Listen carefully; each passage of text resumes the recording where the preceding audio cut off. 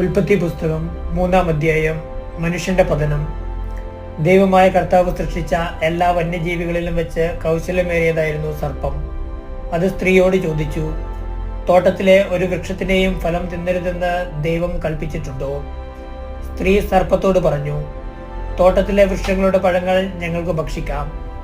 എന്നാൽ തോട്ടത്തിന്റെ നടുവിലുള്ള മരത്തിന്റെ പഴം ഭക്ഷിക്കുകയോ തൊടുക പോലുമോ അരുത്. ഭക്ഷിച്ചാൽ നിങ്ങൾ മരിക്കുമെന്ന് ദൈവം പറഞ്ഞിട്ടുണ്ട്. സർപ്പം സ്ത്രീയോട് പറഞ്ഞു, നിങ്ങൾ മരിക്കുകയില്ല. അത് തിന്നുന്ന ദിവസം നിങ്ങളുടെ കണ്ണുകൾ തുറക്കുമെന്നും നന്മയും തിന്മയും അറിഞ്ഞ് നിങ്ങൾ ദൈവത്തെ പോലെ ആകുമെന്നും ദൈവത്തിനറിയാം. ആ വൃക്ഷത്തിന്റെ പഴം ആസ്വാദ്യവും കണ്ണിന് കൗതുകകരവും അറിവേകാൻ കഴിയുമെന്നതിനാൽ അഭികാമ്യവും ആണെന്ന് കണ്ട് അവൾ അത് പറിച്ചു തിന്നു. ഭർത്താവിനും കൊടുത്തു, അവനും തിന്നു. ഉടനെ ഇരുവരുടെയും കണ്ണുകൾ തുറന്നു. തങ്ങൾ നഗ്നരാണെന്ന് അവർ അറിഞ്ഞു. അത്തിയിലകൾ കൂട്ടിത്തുന്നി അവർ അരക്കച്ചയുണ്ടാക്കി. വെയിലാറിയപ്പോൾ ദൈവമായ കർത്താവ് തോട്ടത്തിൽ ഉലാത്തുന്നതിന്റെ ശബ്ദം അവർ കേട്ടു. പുരുഷനും ഭാര്യയും അവിടുത്തെ മുൻപിൽ നിന്ന് മാറി തോട്ടത്തിലെ മരങ്ങൾക്കിടയിൽ ഒളിച്ചു. അവിടുന്ന് പുരുഷനെ വിളിച്ചു ചോദിച്ചു, നീ എവിടെയാണ്? അവൻ മറുപടി പറഞ്ഞു, തോട്ടത്തിൽ അവിടുത്തെ ശബ്ദം ഞാൻ കേട്ടു. ഞാൻ നഗ്നനായതുകൊണ്ട് ഭയന്ന് ഒളിച്ചതാണ്. അവിടുന്ന് ചോദിച്ചു, നീ നഗ്നനാണെന്ന് നിന്നോട് ആര് പറഞ്ഞു? തിന്നരുതെന്ന് ഞാൻ കൽപ്പിച്ച വൃക്ഷത്തിന്റെ പഴം നീ തിന്നോ? അവൻ പറഞ്ഞു, അങ്ങ് എനിക്ക് കൂട്ടിന് തന്ന സ്ത്രീ ആ മരത്തിന്റെ പഴം എനിക്ക് തന്നു, ഞാനത് തിന്നു. ദൈവമായ കർത്താവ് സ്ത്രീയോട് ചോദിച്ചു, നീ എന്താണ് ഈ ചെയ്തത്? അവൾ പറഞ്ഞു, സർപ്പം എന്നെ വഞ്ചിച്ചു, ഞാൻ പഴം തിന്നു.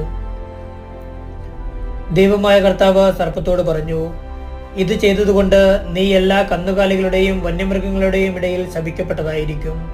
നീ മണ്ണിൽ ഇഴഞ്ഞു നടക്കും. ജീവിതകാലം മുഴുവൻ നീ പൊടി തിന്നും. നീയും സ്ത്രീയും തമ്മിലും നിന്റെ സന്തതിയും അവളുടെ സന്തതിയും തമ്മിലും ഞാൻ ശത്രുത ഉളവാക്കും.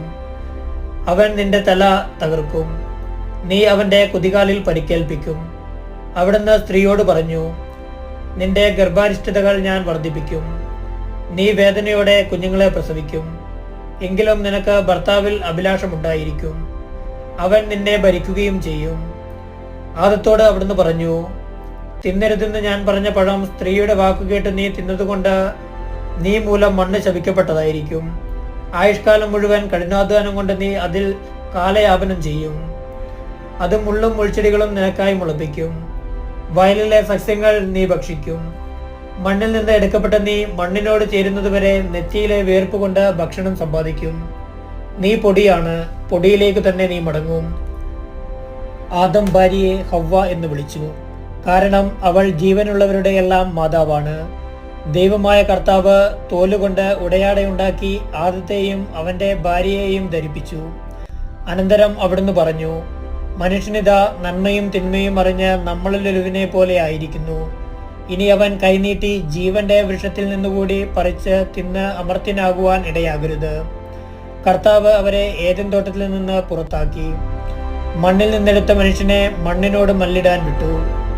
മനുഷ്യനെ പുറത്താക്കിയ ശേഷം ജീവന്റെ വൃക്ഷത്തിങ്കിലേക്കുള്ള വഴി കാക്കാൻ ഏദൻ തോട്ടത്തിന്റെ കിഴക്ക് അവിടുന്ന് കെരൂബുകളെ കാവൽ നിർത്തി. എല്ലാ വശത്തേക്കും കറങ്ങുന്നതും തീ ജ്വലിക്കുന്നതുമായ ഒരു വാളും അവിടുന്ന് സ്ഥാപിച്ചു.